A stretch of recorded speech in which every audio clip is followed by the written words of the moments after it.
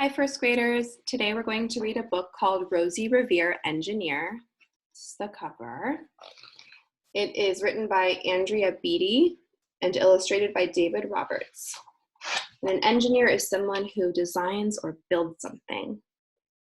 This is the story of Roise Revere, who dreamed of becoming a great engineer.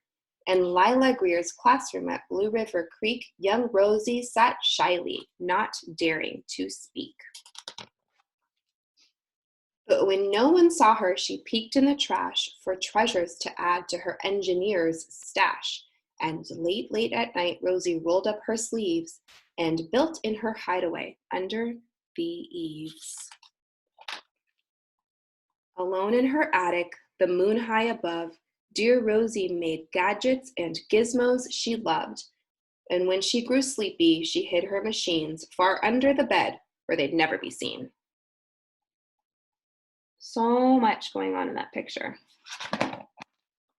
When Rosie was young, she had not been so shy. She worked with her hair swooping over one eye and made fine inventions for uncles and aunts, a hot dog dispenser, and helium pants.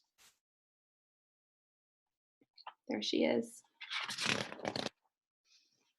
The uncle she loved most was zookeeper Fred. She made him a hat to keep snakes off his head, from parts of a fan and some cheddar cheese spray, which everyone knows keeps the pythons away.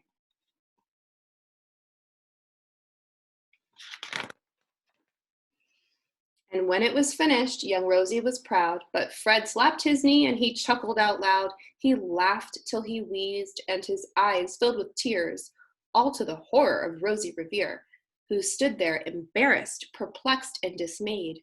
She looked at the cheese hat and then looked away. "I love it," Fred hooted. "Oh, truly I do." But Roise Revere knew that could not be true. She stuck the cheese hat on the back of her shelf and after that day kept her dreams to herself.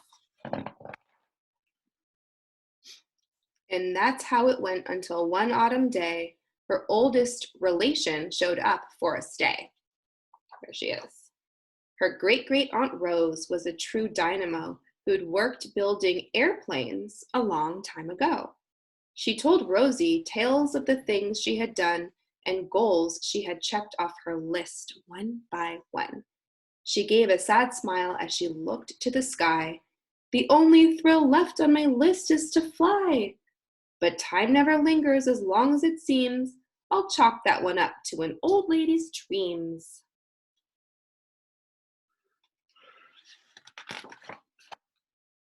That night, as Rosie lay wide-eyed in bed, a daring idea crept into her head. Could she build a gizmo to help her aunt fly? She looked at the cheese hat and said, "No, not I. But questions are tricky, and some hold on tight." And this one kept Rosie awake through the night. So when dawn approached and red streaks lit the sky, young Rosie knew just how to make her aunt fly. She worked and she worked till the day was half gone, then hauled her cheese copter out onto the lawn to give her invention a test just to see the ridiculous flop it might turn out to be. Strapped into the cockpit, she flipped on the switch. The helio cheese copter sputtered and twitched. It floated a moment and whirled round and round, then froze for a heartbeat and crashed to the ground. The words are moving like the helicopter's moving. And Rosie heard laughter and turned round to see the old woman laughing and slapping her knee. She laughed till she wheezed and her eyes filled with tears, all to the horror of Roise Revere, who thought, "Oh no, never, not ever again will I try to build something to sputter or spin, or build with a lever, a switch, or a gear, and never will I be a great engineer."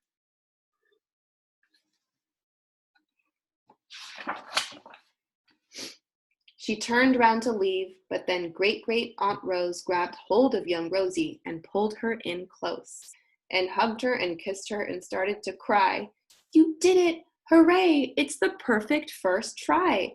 This great flop is over. It's time for the next. Young Rosie was baffled, embarrassed, perplexed.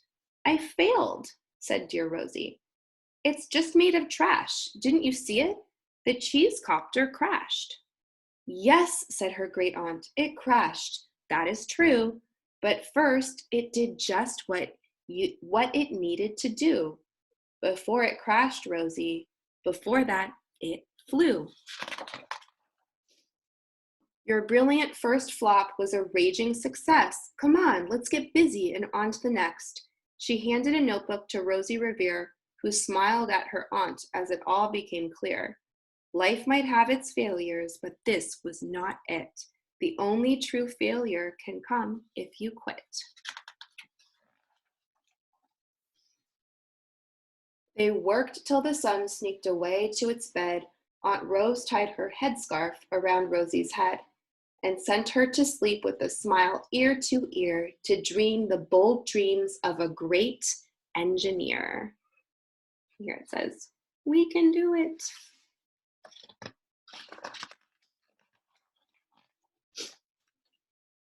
At Blue River Creek, all the kids in grade 2 build gizmos and gadgets and doohickeys too. With each perfect failure, they all stand and cheer, but none quite as proudly as Roise Revere.